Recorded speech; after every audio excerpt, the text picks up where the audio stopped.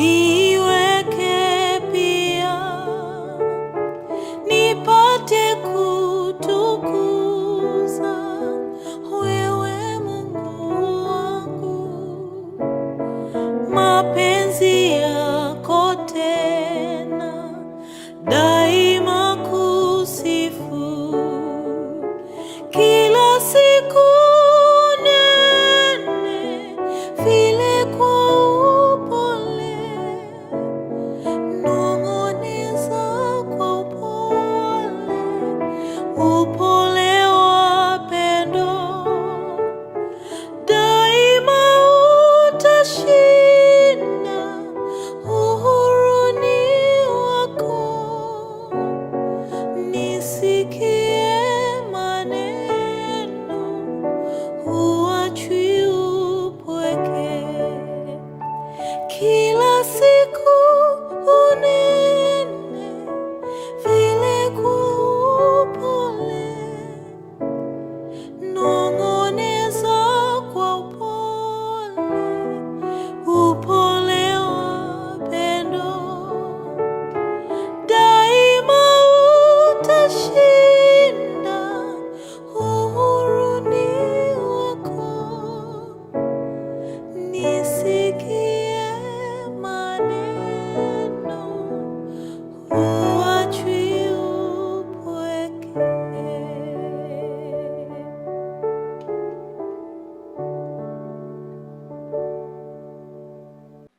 Christian greetings to you, my dear friends, brothers and sisters. Today I want us to share a passage that is very pertinent, that deals with relationships. And the passage is Ephesians chapter 4, verses 1 to 3. The Bible says in Ephesians chapter 4, verse 1 to 3, live lives worthy of your high calling. Accept life with humility and patience, making allowance for each other because you love each other. Make it your aim to be at one in spirit, and you will inevitably be at peace with one another. The version I have read is Philip's version.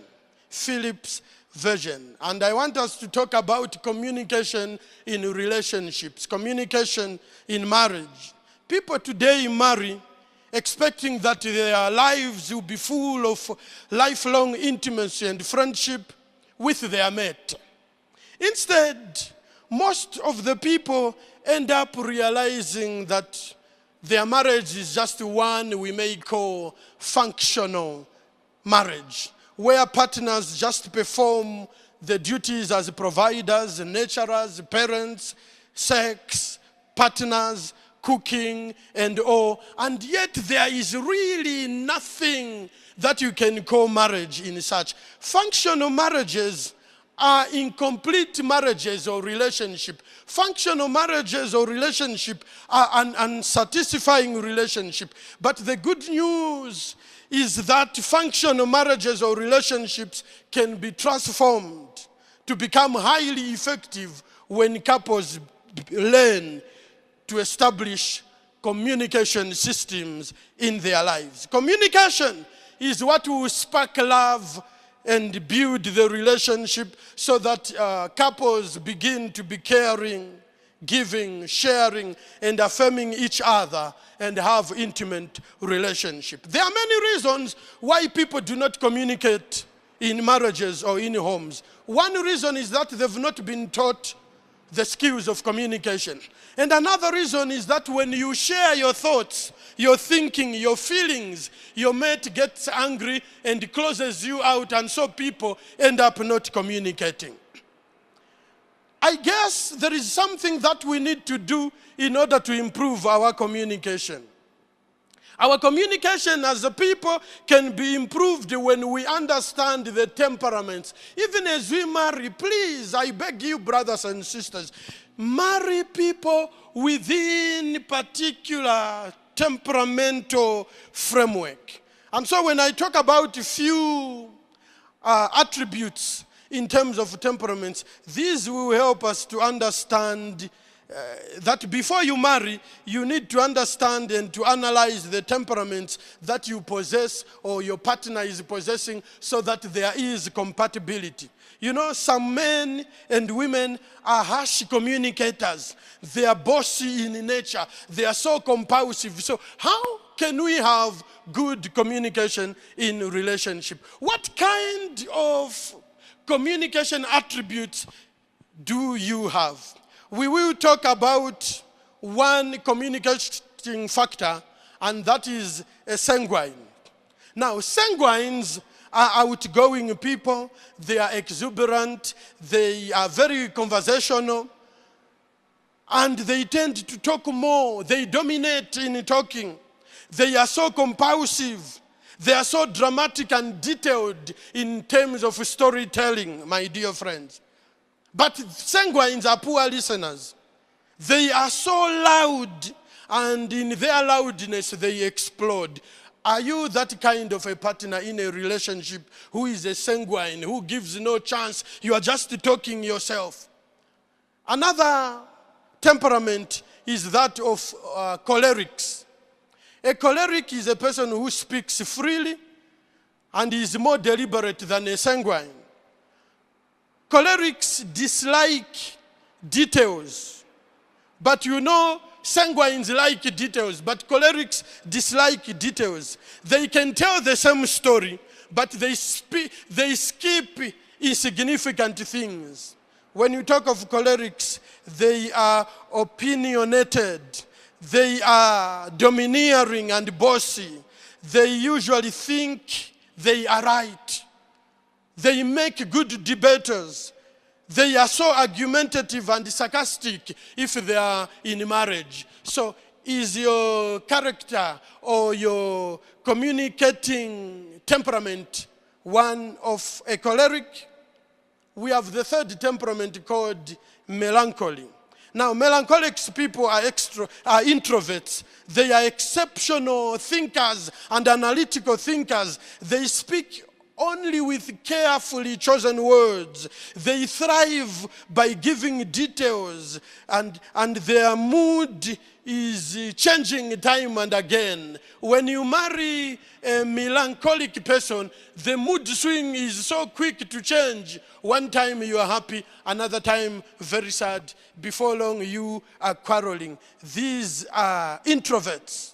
They are extremely sensitive and they tend to be very personal. When you speak something, they think you are talking about them. Even in a church Bible study, whatever comment one makes, when you talk about the melancholic, he will think you are talking about him in your contribution.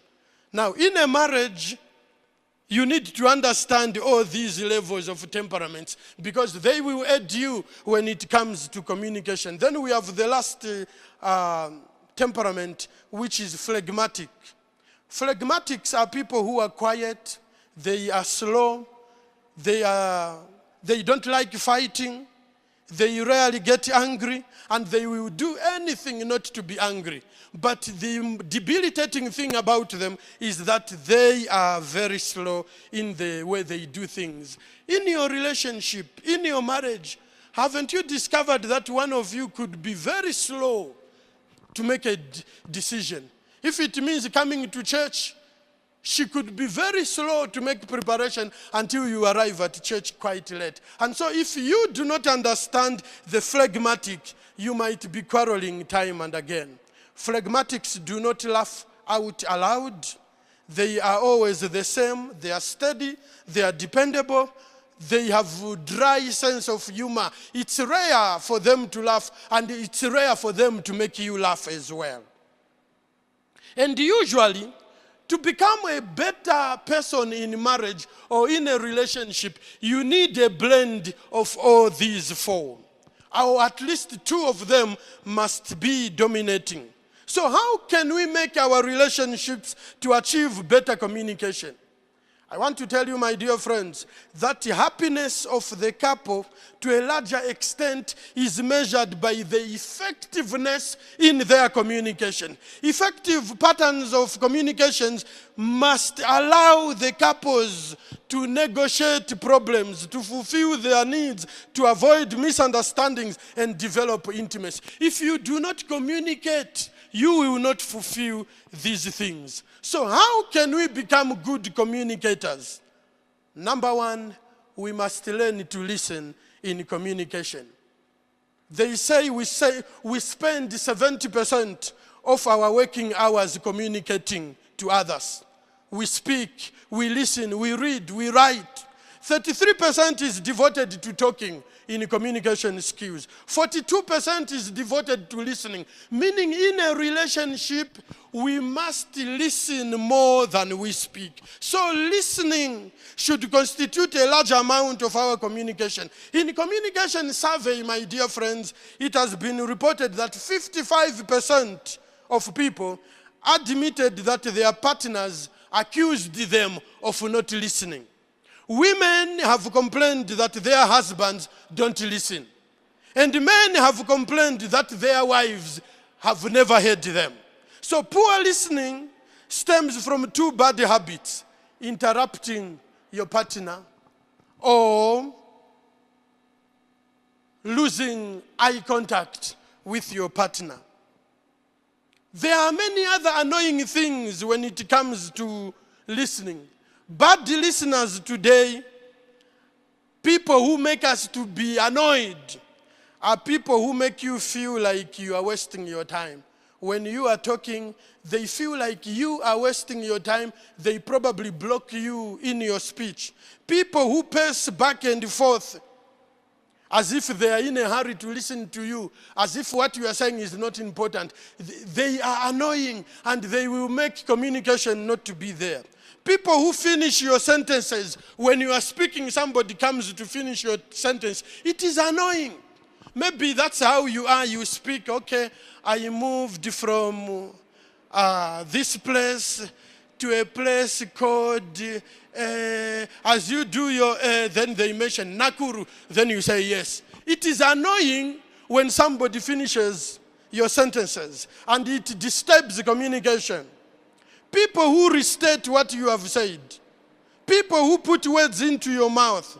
People who contradict with what you have said. Or people who use headsets. You are speaking to them, they have headsets in their ears, and they are smiling. There will be no communication like that. Most people speak more often, and they do not have time to listen more and more. And in our text that we have read, the Bible is saying in Philip's version, live lives worthy of your higher calling. Accept life with humility and patience. Make allowance for each other because you love one another. Make it your aim to be at one or to be at peace in the spirit, and you will inevitably be at peace one with another. So couples must learn to listen one to another. Don't interrupt your mate when he is speaking or when she is speaking. And when your mate is speaking, please let there be eye contact. Lack of eye contact indicates that you distrust the person and you have no interest to hear what he or she is saying. So make sure that in any communication, in a relationship, look at each other. When listening, especially during problem solving, we use the acronym LISTEN in counseling, which means L is look at me. When you are solving a problem in a family, in a relationship, please look at me. Focus your attention on your partner, not on television, not on anything else. I means interest yourself. Raise your eyebrows. Nod when somebody is speaking. Smile, agree. Then it means you are together.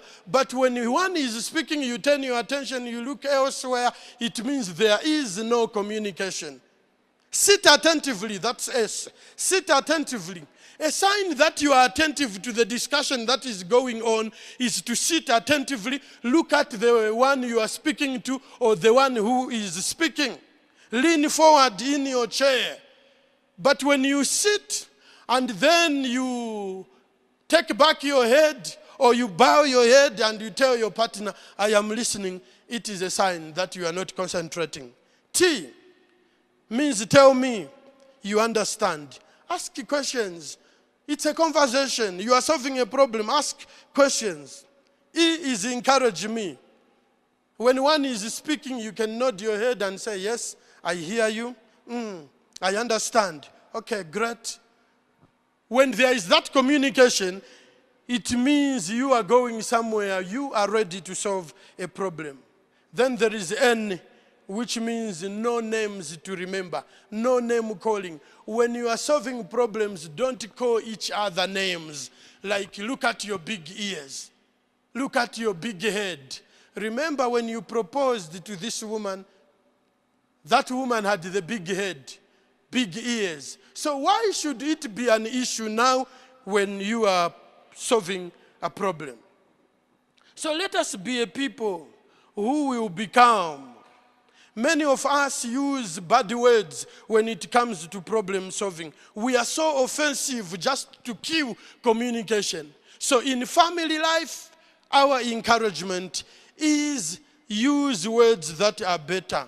Use words that do not send a signal that you want this communicator to stop talking.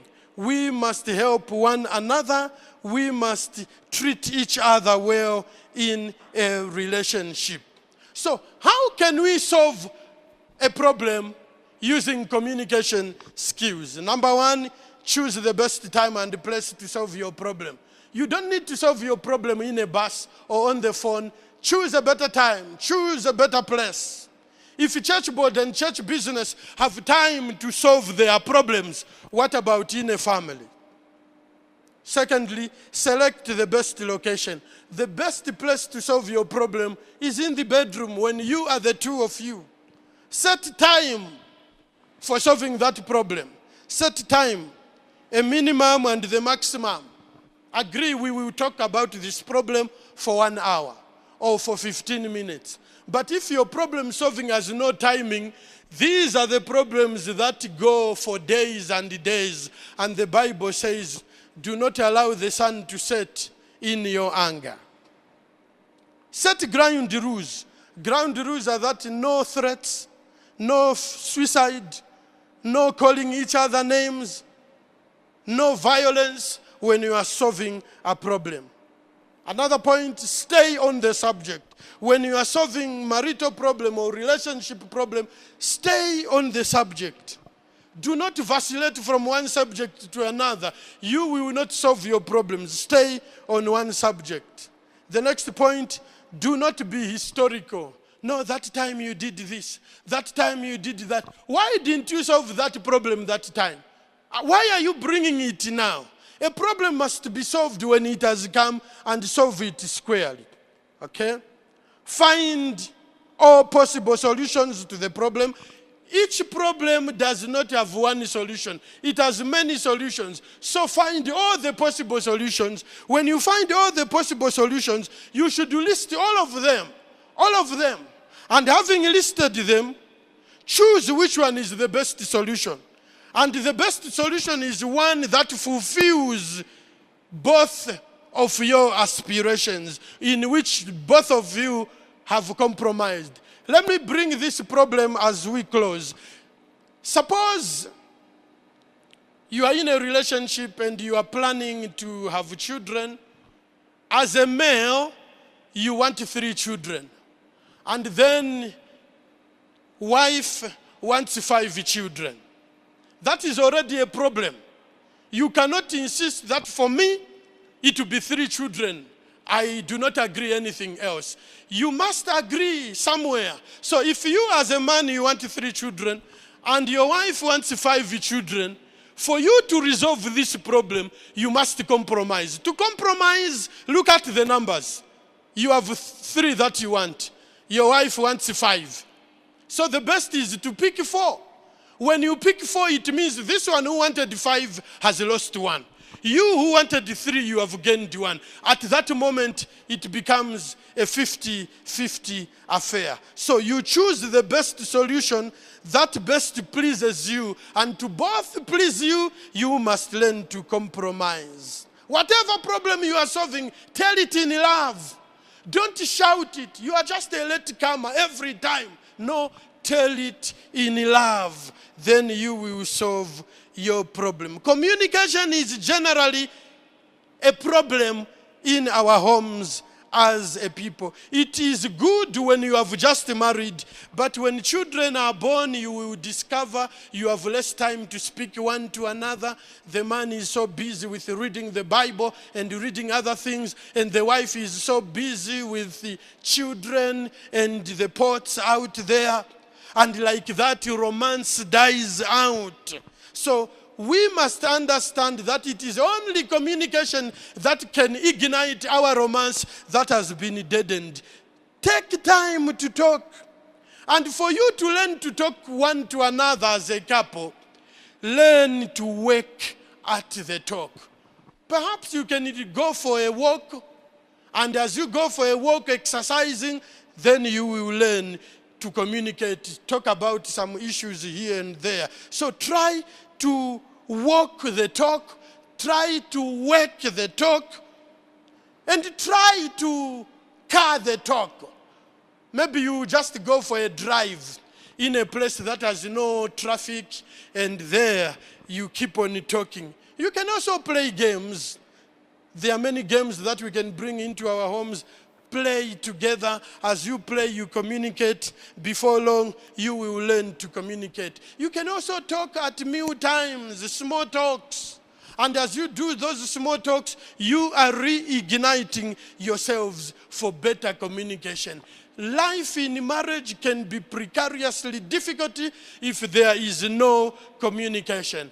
My prayer for you, my friends, brothers and sisters, take time to know the temperament of your partner, your wife, your husband, so that you know how to communicate. If you are a sanguine and you have married a choleric, how do you communicate? So take time to know each other. Of course, when you are both sanguine, it will be a rough ride because you'll be talking, all of you, without giving time one to another. For those of you that are not married, we encourage that during the period of your courtship, look at your communication skills. And this is why we encourage that you should court or marry a friend, not a stranger. When you marry a friend, it means you already know their communication skills, and it will be easy for you to know whether you can be compatible in a relationship. My prayer is that may there be communication in our relationships, and when there is communication, we will grow to talk, we will solve our problems,